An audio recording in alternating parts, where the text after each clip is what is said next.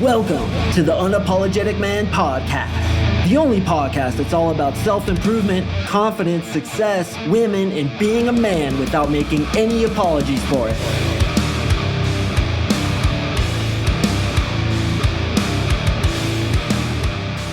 What is up, gentlemen and ladies? Thank you for tuning in to another episode of the UMP. I really do appreciate it. Now this one, gonna have to hold back the tears, boys, because I'm gonna go deep into the rabbit hole about when life hands you a shit sandwich.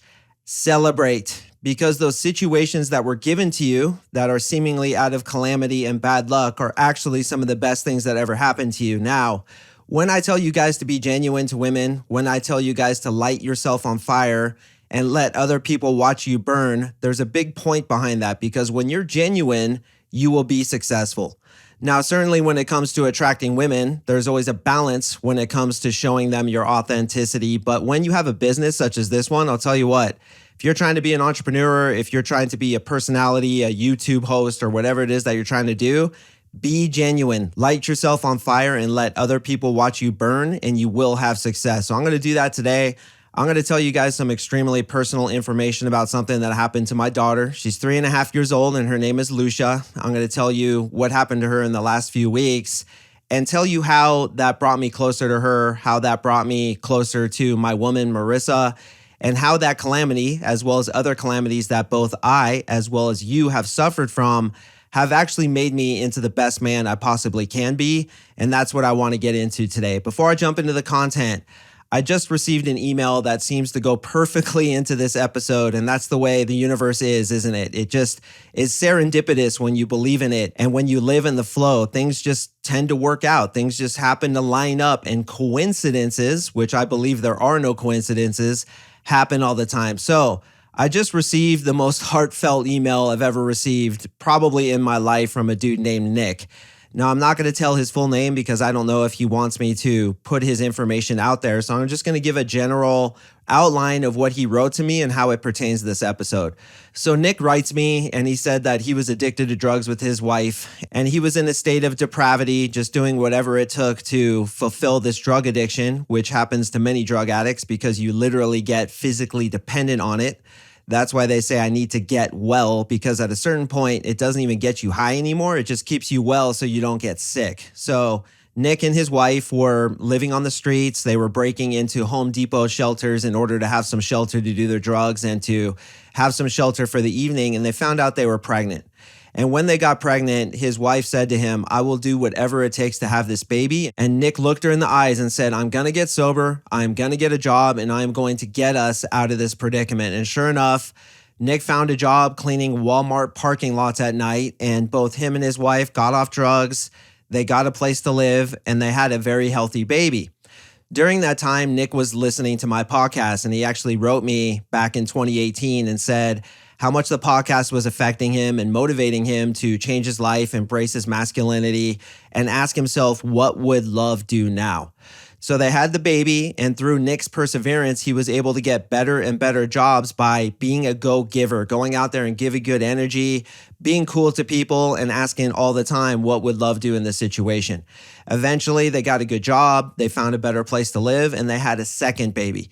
They thought it was going to be a boy, and get this, guys, they were going to name it Mark after me. They were going to name the baby after me because I guess this podcast has affected both Nick and his wife, and she listens too. Obviously, they cherry pick the content and listen to the Art of Living episodes rather than the How to Get Girls episodes, which frankly are my favorite episodes to record, and this too is such an episode.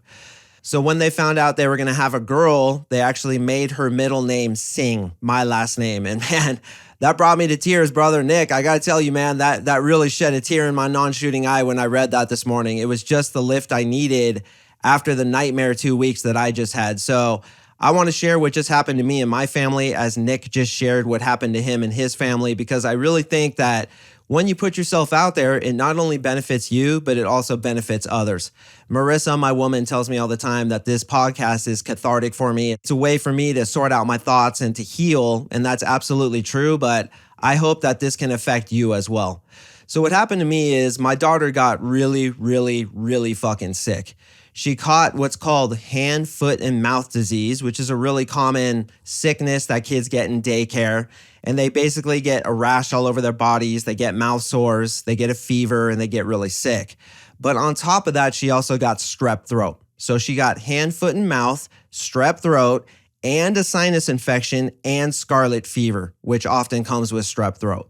So this little girl was absolutely decimated. And for about 10 days, Marissa, my woman, and I were just taking care of her. We took her to the emergency room several times to try to get her hydrated because she was obviously getting dehydrated. And they didn't figure out that she had strep throat until much later. So they diagnosed her with hand, foot, and mouth, but they didn't know about the strep, and they didn't exactly know what was going on with her. So some doctors were guessing that she had this thing called Kawasaki disease. Now, Kawasaki disease, left untreated, can become fatal because it affects the heart, and that's going to play into this story. So after about 10 days, we're like, man, this is crazy. We got to get her into the ER, and we got to get an IV into her and get her some liquids, because up until that point, they just were forcing like apple juice on her, and she was kind of staying hydrated. But at this point, she was getting so dehydrated, they needed to do something extreme. Now, I don't know how much you guys know about me, but when I was 10 years old, my dad died and I started insulting myself. My mom took me to the psychiatrist, and unbeknownst to me, the psychiatrist ordered up blood work. So they took me in the back. I had no idea what was happening. And suddenly they stick a needle in my arm and I'm like, what the literal fuck is happening? And I had a panic attack. During that panic attack, I had 3 nurses hold me down. So imagine my extreme anxiety when we take my daughter into the hospital. They're trying to put an IV into her and she's screaming just like I did when I was 10 years old, and there's nurses holding her down trying to get this IV into her. Well, I'll tell you what, that almost gave me a panic attack, and you could probably hear in my voice that it really shook me up, man, and it was one of the hardest things I ever had to do, but the hardest moment is about to come. So they get the IV in her, and she's kind of starting to feel better. She's getting liquids in her, and they're like, look, we have to transport her to a different hospital. She needs to stay overnight. And I was really against this idea because I just don't like hospitals, man. They just, to me, there's a lot of negligence. I mean, I know they try to do their best, but as my story is going to demonstrate, it's just always a bad experience. I don't know if you guys have been in the hospital, but it's always like just a fucking dumpster fire, a total shit show, and I wanted to avoid it. But Marissa's mom and Marissa's sister are nurses, and they said, look, she really needs to get hydrated. She needs to get taken care of. Let's get her into that hospital. So we get transported to a hospital in Fort Collins, Colorado. It's about an hour north of Denver. And we're in there, and 2 doctors walk in, a male and a female. And the first thing they say to us is, I'm sitting there with my daughter on her hospital bed. She's getting hydrated. She's watching some Peppa Pig on my phone. The first thing this dude says to me is, he's like, we need to test your daughter right now because we think she has a life-threatening disease. And I was like, whoa, dude, what the literal fuck? And then at that moment, I had the same anxiety I used to have back in Japan, to which I thought I completely transcended, right? In this podcast, I talk about all the effects that NLP has had on me. I've talked about all the adversity I've been through to make me into the man I am today. But that shit was like the perfect fucking storm to bring me back into my anxiety and almost give me a panic attack. Now, fortunately, I have tools to be able to deal with that stuff, and I utilized all of them, and I've since done a ton of NLP on myself, and I feel like I've really healed from it, and I'm able to move past it, thus growing from it. But at that moment, that was the second worst moment of my life. The worst moment's about to come. So homeboy says to me, we think your daughter has a life-threatening illness. And I'm like, bro, check your bedside manner. Like, is that what you do? You fucking come into people's rooms and just terrify the shit out of their parents in a children's hospital like this? And I look at him and I'm like, whoa, man, take it easy, okay? She's been diagnosed with hand, foot, and mouth, strep throat, as well as a sinus infection. So this Kawasaki disease, we've already talked about it with other doctors. We don't think that's what she has, but sure, go ahead and run your tests. So they're like looking in her mouth and they're doing all this tests, and they're like, look, we need to run a blood test and we need to run an EKG, which is basically a scan of the heart. And we said, okay, why do you need to do that? And they said, because if she's Kawasaki disease, her heart will be dilated or something like that in a certain way. So we need to check it out. So while they're getting all this ready, Lucia has a complete fucking temper tantrum. Now, she's got IVs in her arm. She's in a hospital bed, which she's been in for probably 16 hours. And this little kid, like, think about it, a 3-year-old, you can't rationalize with them. You can't say, hey, you need to sit in this hospital bed and not rip that IV out of your arm because it's better for you. No. She's like, I want to go home. And she's screaming and crying. And this was the hardest moment of my life because I had to hold her down for 15 minutes, pinning her to the bed as she had a panic attack, trying to take the IV out of her arm, ripping at the tubes coming out of her arm, trying to rip it out, saying, get it out of me, just as I did when I was 10 years old, screaming, get the needle out of me, get the needle out of me. And by the way, as you could probably tell, I had to pause a few times to cry out of my non-shooting eye, man, because that shit fucked me up. It completely fucked me up. It was the worst fucking moment of my life. And Marissa, God bless her, man. She is the strongest, most unbelievable woman with a heart of gold. She was so strong through this whole thing. She slept with Lucia every fucking night for 10 days. Lucia waking up every 10 minutes, crying and wanting milk, but not being able to drink it because she had all these mouth sores. And Marissa just kept her attitude up and just kept that strong female presence the whole time. Meanwhile, I'm this close to a fucking panic attack because this is lining up into everything that I swear to God I fear, right? Lines up into my past trauma with hospitals, lines up into my biggest fear of all, which is my daughter coming down with some life-threatening disease, lining up with me having to pin her there, just like those 3 nurses pinned me there, trying to rip out the IV out of her arm, just like I tried to rip it out when they took blood from me. So it's like the universe has a way to give you challenges that just line up perfectly with everything that you fear. It's so crazy. And it goes into the adage that what you fear, you attract. And I believe that happens so that we can grow. That the entire purpose of life is to attract to ourselves situations and circumstances that we can transcend in order to grow. So in a way, and I know this sounds crazy and it's very difficult for me to think this way, but in a way, I feel that that was a gift that was given to me, that was given to Marissa, that was even given to Lucia in order for all of us to grow past it and for us to grow closer together. So back to the story, I'm holding her down. She had a 30-minute temper tantrum. Now, a few days before, she got a couple antibiotic shots. And thank God, man, right around this time, her fever broke. She started getting hydrated again. And after that 30-minute temper tantrum to where Marissa actually had to leave, Marissa started crying after freaking 2 weeks of keeping a straight face, not shedding one goddamn tear. When she saw that happening, she lost it. And I looked at her and I said, I'm going to take care of this. I fucking got this. And I got highly into my masculine. And I said, I will not let this little girl pull this IV out of her arm. I will not let this go to shambles. I'm going to keep her here because this is the best thing for her. So part of me was like, dude, you're hurting her. You're doing the same shit that happened to you. But the other part, the bigger part, the masculine part, the spiritual part, the part that's seated in love said, I need to do this for her. And that's what a fucking man does. He does what's hard in order to take care of those who he loves, just like what Nick did. And by the way, just like what Nick's wife did too, because she had to kick that addiction. She had to have the baby. They're both fucking warriors. And I salute you guys. I love you guys. You guys are goddamn champions. And Little Sing, I love you too. Follow the good example of your parents because they are absolute warriors. So back to the story. Finally, she starts kind of kicking the fever. She starts feeling a little bit better. They do the EKG on her. Fortunately, she was so wiped out by her temper tantrum that they were able to do it. Results came back as normal. And they're like, but we want to keep her here for a few more days to really analyze her and see how she's doing. And I'm like, listen, she's fine. She wants to go home. She needs to go home. It's obviously not Kawasaki disease. It's obviously hand, foot, and mouth, strep, and a bad sinus infection. How do we know this is true? Because she tested positive for strep, to which the doctors just seem to ignore completely. Like, oh, it was a false positive. And I'm like, no, it wasn't.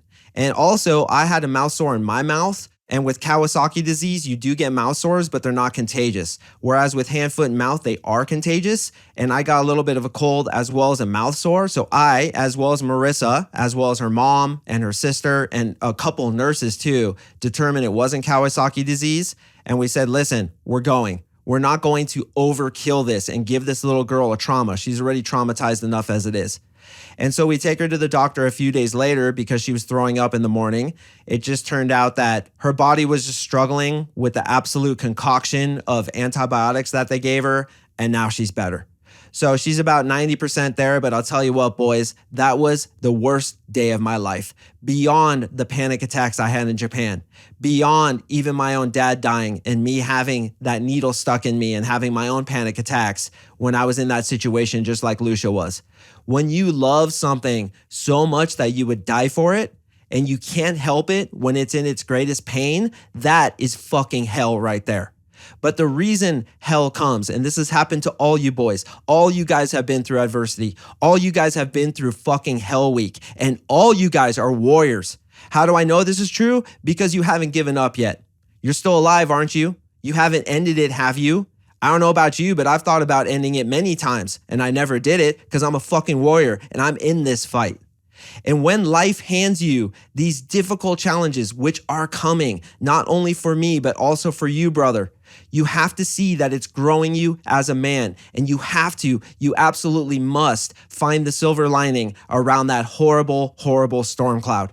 Because those storm clouds are coming. And I don't want to freak you out. You just know how it is. You're on this earth just as I am. You've probably been on this earth a minimum of a couple of decades, but for most of you, at least a decent handful of decades, we know how this shit works. Okay? This is a fucking gut check. This is war. This is a battle.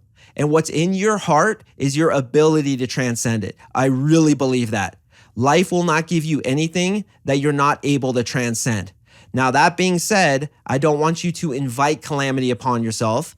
Obviously, we have to keep a positive mindset, always be seated in love, and we will largely attract to ourselves positive situations and circumstances, but inevitably, those things are coming.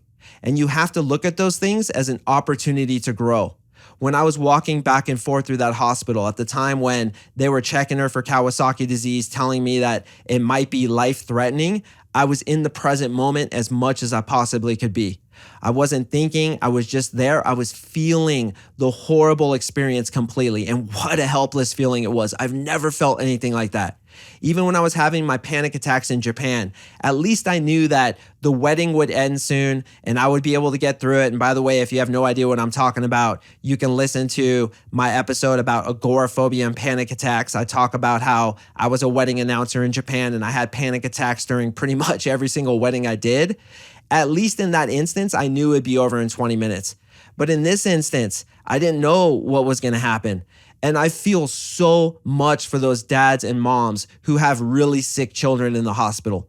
Whether it's cancer, leukemia, or a sickness like Kawasaki disease, I cannot express enough compassion and empathy for what they're going through. And that's why for the rest of this year, I'm donating to St. Jude. I usually donate to St. Jude and Action Against Hunger, but I'm just hitting St. Jude for at least the next 3 months because I cannot even experience what those families must go through. And one technique that's really good to use when you're suffering is this, and I did this in the hospital, is you say to yourself, somebody out there right now, in fact, probably hundreds, thousands, maybe even millions of other people are going through the same feeling as I am right now. And what you do is you take a moment, you close your eyes, and you send those people compassion. Because when you send other people compassion, you essentially send yourself compassion, and it makes you feel better. It makes you feel understood. It makes you feel more peaceful in that moment. So I sat down on one of those chairs in the hallway of the hospital, and I was just sending compassion out to people who have terminally ill kids, to people who have had a kid in an accident, or to people like Nick who have been through hell and back and probably couldn't even express in words the amount of challenges they've been through, but who, because they rised above it, are now stronger for it. You guys ever see those rich kids who grew up in a completely sheltered life and never had any challenges? They are so socially awkward. They are so unbelievably transparent, and it seems like there's no substance to them. Whereas when you see somebody who's been through hell and back and who has transcended past it, such as Nick did, there's a certain depth to that person. There's a certain character. And again, I believe that's the purpose of life. We are here to call upon ourselves those challenges so that we can rise above them. It's like the lotus flower coming out of the mud, which is a big symbol in Buddhism. The mud is there, which represents all the bullshit and crap that we have to deal with in life. And then out of it comes this beautiful, amazing purple flower that opens up and shines forth all its brilliance coming out of that calamity. So what did I get out of this experience? I love my daughter 10 times more than I did before. And I'll tell you what, I didn't even think that was possible. Also, I love Marissa 10 times more than I did before. And I didn't think that was possible. You get perception. You realize how little money matters. Material objects matter. All you care about is your family, and all you care about love, because love is all there really is. Everything else is a fucking illusion. An illusion that was given to us to wake up to the fact that love is all there is. So I genuinely feel that that experience chipped another big chunk of ego off of my body, falling to the ground and cracking, and me stepping on it with both feet and saying, yeah, man, get the fuck off of me. What really matters is family. And when you guys have a family, which I know a lot of you will, love them with nothing held back. Now, when it comes to women, obviously, you want to wait until they're also in that same space as you are. But when you have a woman who genuinely loves you, love her as hard as you can. And when it comes to children, love them with absolutely every single cell of your body. Love them as hard as you possibly can and do whatever the fuck it takes to help them. Even if you have to hold them down as they're having a temper tantrum in that hospital bed, seemingly doing something negative to them, but in essence, acting through love because you know you're helping them. A man does what he has to do, not always what he wants to do. So gentlemen, those calamities are coming. No matter what it is, you can grow from it. Let it be your teacher. Let it be that thing that brings you to the next level.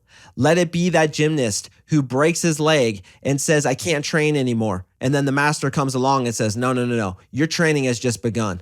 That thing that you wanted more than anything to accomplish, a supercross racer, going for the championship, having dedicated his entire life to this craft, and then he breaks his arm off a triple and he's out of the championship, possibly for the rest of his life.